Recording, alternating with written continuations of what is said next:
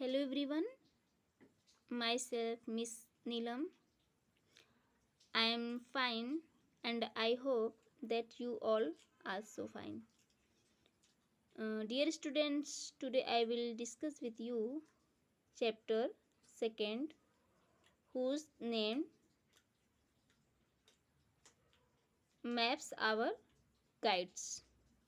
Previous chapter में बेटा मैंने आपको एक्सप्लेन किया था चैप्टर फर्स्ट जिसका नाम था the globe model of the अर्थ। ठीक है, ग्लोब के बारे में हमने सब कुछ पढ़ा।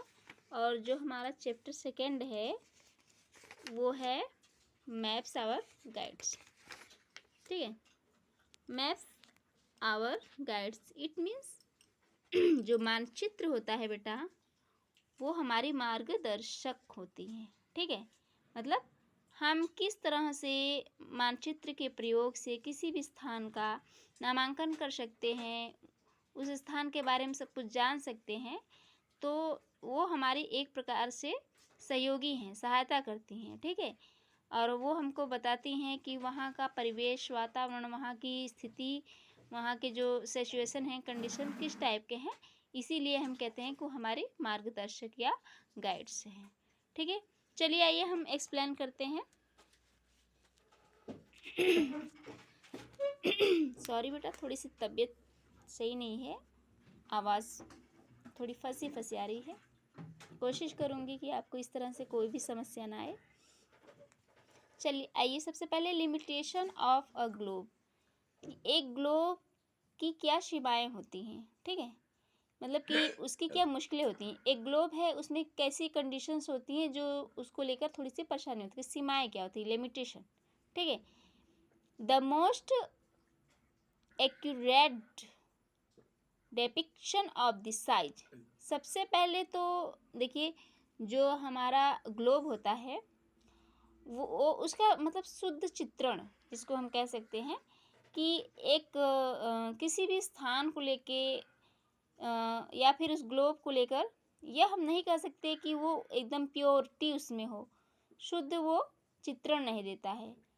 और अगर हम उस पर ग्लोब पर अगर देखा जाए तो एक तरह से प्रतिरूप है पृथ्वी का। तो उस पर जो स्थान की कंडीशंस होती हैं, दशाएं होती हैं, अगर वो हम अपने तरीके से उसको एक स्केल देकर माप सकते हैं। जैसे मान लिया कोई डिस्टेंस है, वो किलोमीटर में काफ़ी है, तो क्या किलोमीटर हम ग्लोब पर तो एक्सप्लेन नहीं कर सकते। तो वो अपने से स्केल देते हैं कि हम 1 या 2 जो या 5 पॉइंट इक्वल टू 1 किलोमीटर, इस तरह से हम अपने से स्केल देते हैं। तो ये लिमिटेशन है। ठीक है, फिर क्या है, shape and location of places on the earth. वो लोकेशन और स्थान का जो चित्रण प्रस्तुत करता है वो 100% शुद्ध हो या श्योर हो, ऐसा नहीं है। वो हमारे ऊपर डिपेंड करता है, हम ही उसको दें। हालांकि it is has certain limitation as well, कि कुछ इसकी महत्वपूर्ण सीमाएं हैं जिसको हम पढ़ेंगे और जानेंगे कि ये अपने आप में सब कुछ नहीं है, संपूर्ण नहीं है। इसीलिए तो ग्लोब के साथ साथ हमको मैप, एटलस आदि की जो आवश्यकता पड़ी। अगर यही अपने आप में पूर्ण होता तो ग्लोब का ही हम सब कुछ समझ लेते और हमें किसी अन्य और भी संसाधन की आवश्यकता ही नहीं पड़ती। तो इसीलिए आइए चलिए नंबर देखिए, फर्स्ट पॉइंट यहाँ पे दिया हुआ है, it can not be carried to all places. इसका मतलब ये है बेटा कि इसको हम सभी स्थान पर नहीं ले जा सकते, क्योंकि देखिए इसका ये इसमें कुछ ये देखिए ये जो लगा हुआ है, इसका स्टैंड जो है, इसको और इसका जो साइज़ है ये हार्ड होता है। तो अगर हम इसे सोचें कि इसको हम छोटा बना के अपने बैग में फिल कर लें तो ऐसा पॉसिबल नहीं, काफ़ी प्लेसेस टेकन करता है, मतलब काफ़ी प्लेस लेता है ये, तो ऐसा पॉसिबल नहीं है। ठीक है, नंबर सेकेंड पॉइंट है हमारा, it occupies a lot of space. वही मैंने बताया ना कि यह बहुत ज़्यादा स्थान घेरता है।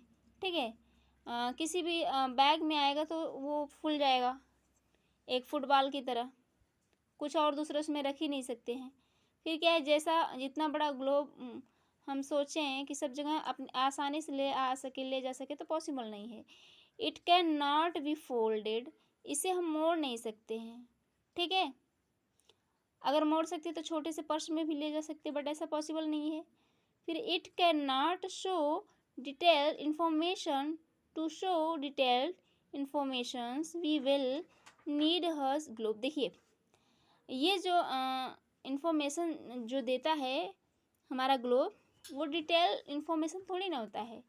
हमने आपको क्या बताया कि जो डिस्टेंस हुआ या जो ब्रॉड या उसका जो भी सरफेस कुछ भी होता है, वो सिर्फ अंकित किया जाता है, उसे हम अपने वर्ड में ही मानेंगे और उसे अपने तरीके से हम एक्सप्लेन करेंगे, समझाएंगे।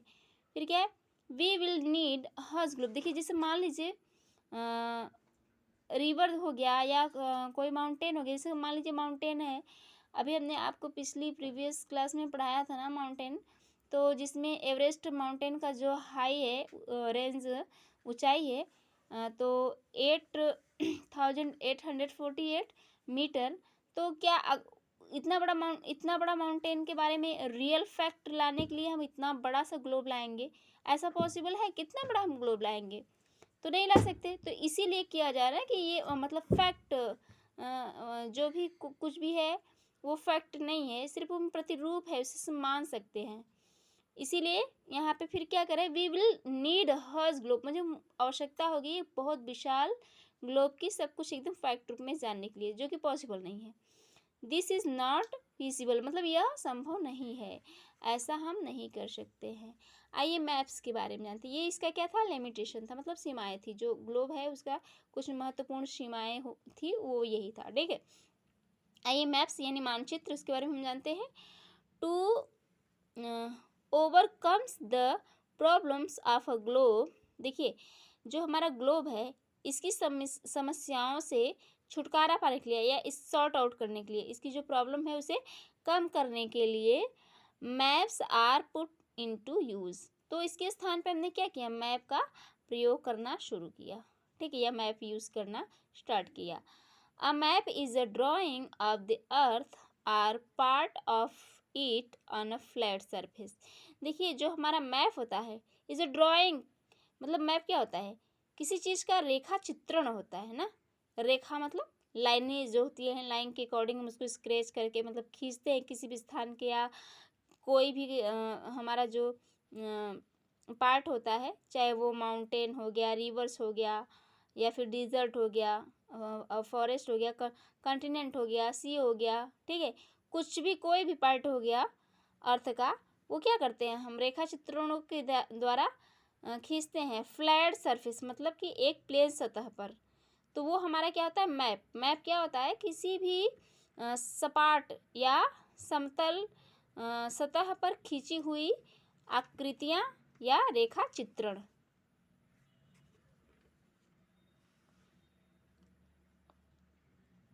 ओके, फिर map can be folded or rolled and carried conveniently. देखिए क्या होता है कि जो मैप होता है हमारा, चूँकि वो पेपर्स का होता है या कपड़े का होता है, तो वो आसानी से फोल्ड हो सकता है, रोल्ड हो सकता है, उसे मोड़ा जा सकता है, ठीक है, फोल्ड किया जा सकता है, और आसानी के से एक स्थान से दूसरे स्थान पर हम ले आ सकते हैं और ले जा सकते हैं।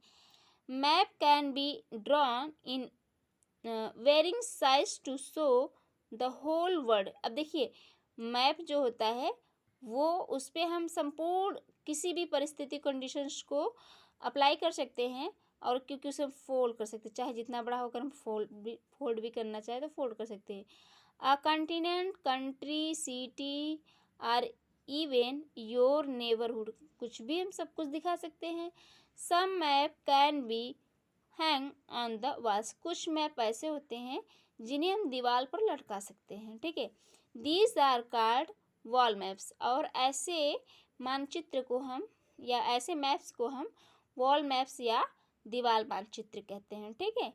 अ book of map is called an atlas. देखिए जो मैप्स यानी मानचित्र का जो पुस्तक होती है उसे हम एटलस कहते हैं, जो बुक होती है उसे क्या कहते हैं, एटलस कहते हैं, ठीक है।